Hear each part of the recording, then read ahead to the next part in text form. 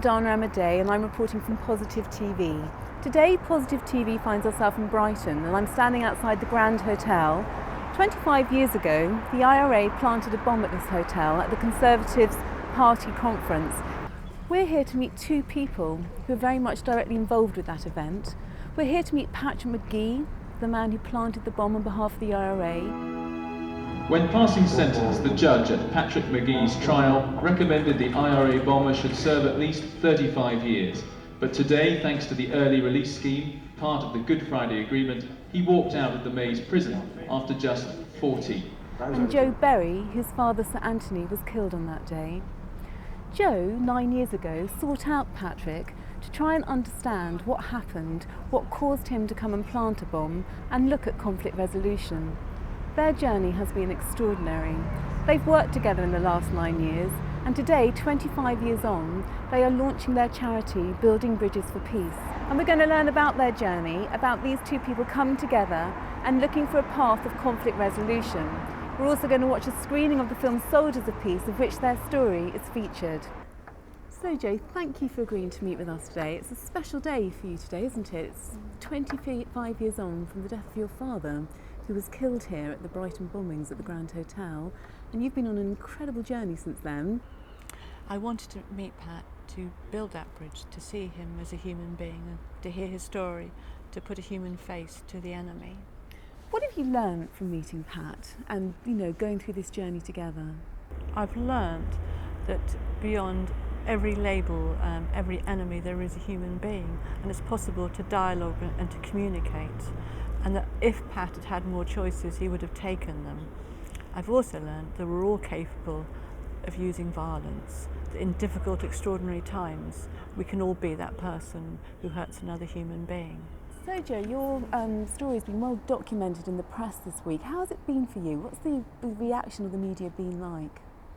I can understand that some people are very challenged by what I've done and think that maybe I'm excusing violence and that a lot of people believe that when someone's done something wrong, they need to be sort of punished forever.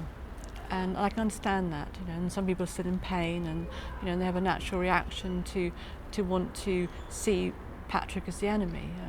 Well, I was thinking while coming down on the train that it's actually 5 years since I was here last, because myself and Joe did an interview here 5 years on the 20th anniversary, so you're back today.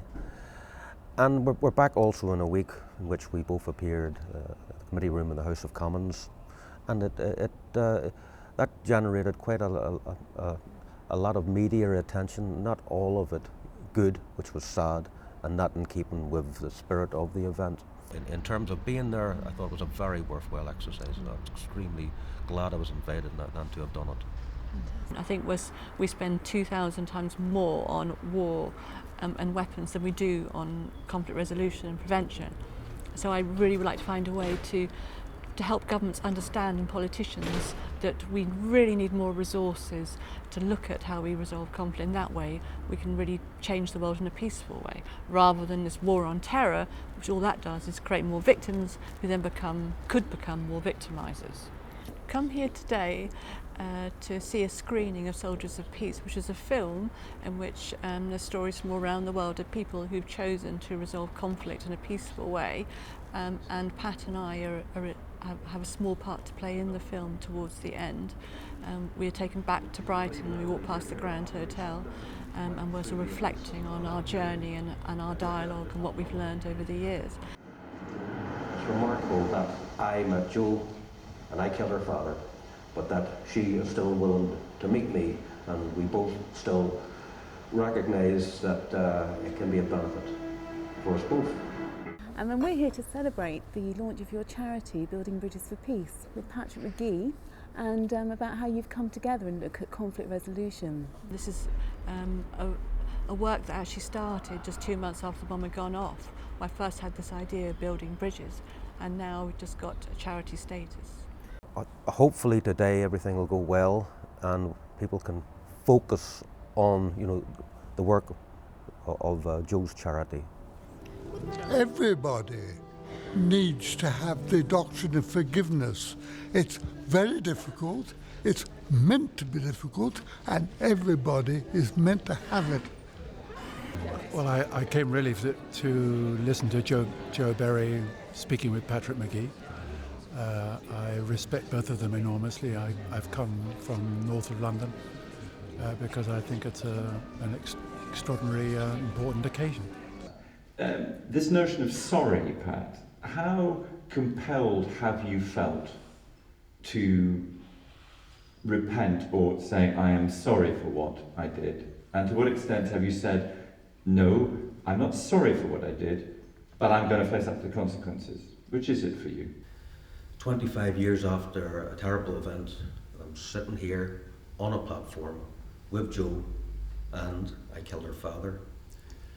And I'm in a town that I visited 25 years ago as a member of the IRA.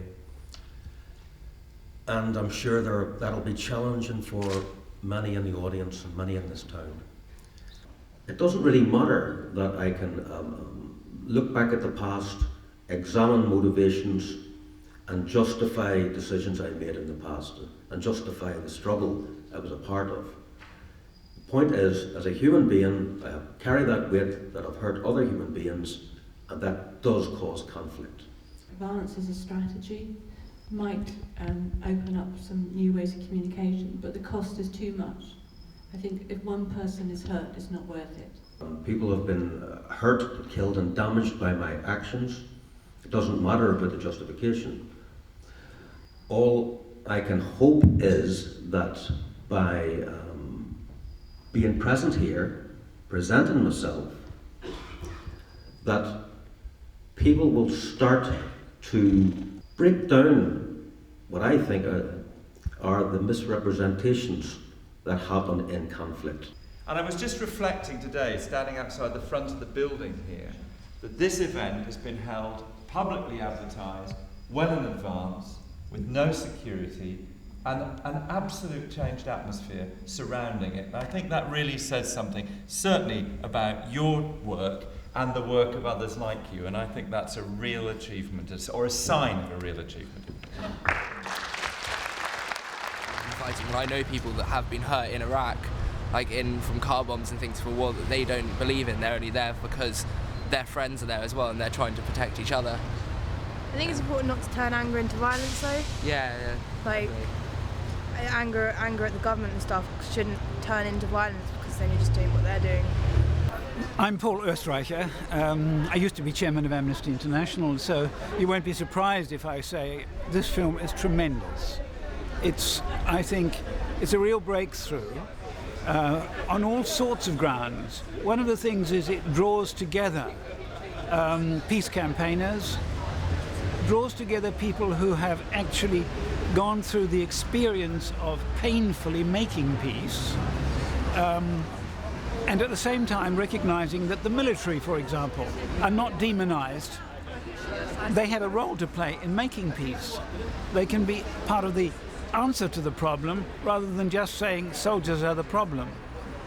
It's all about communication, how we communicate. I really believe I can communicate with someone and they can close down and get defensive and then want to attack, or I can communicate and they can open up and start talking about the real needs and issues in their lives. And that's the way we're going to go forward, to be able to speak with respect and empathy and trying to understand the other, and they're far less likely to want to attack and hurt. But this does mean suspending my judgment and not seeing the enemy in you or in anyone. And I think when we're hurting, I still have that need to want to blame and to make someone responsible. So that's why I think it's a daily choice, it's daily work that we can all do. Every time we're demonising someone, looking at, okay, so what is it I need to do to help myself right now? Their mission is to understand the roots of violence, terrorism and war to ensure that conflict prevention is practiced everywhere. I think their story is extraordinary, and I think we can all learn a lot about what's happened here in Brighton, and by coming together, what can be achieved through conflict resolution.